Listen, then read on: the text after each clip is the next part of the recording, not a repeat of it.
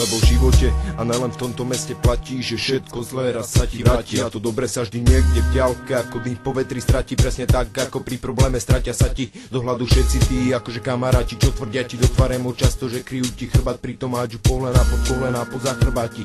A keď niečo také stane sa ti, dúfam, že začne dokázať ti, že veriť každému kokotovi v živote sa ti nevyplatí. Sám musíš zistiť, kto sú to vlastne kamaráti.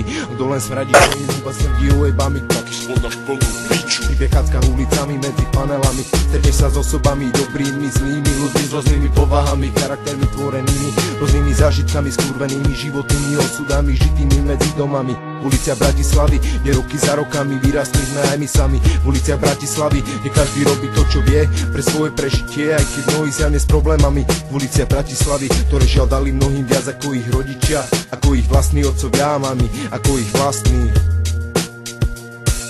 otcovia a mami. Tak čo vy na to?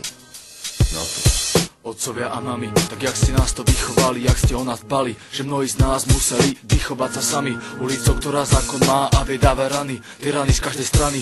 Ulicou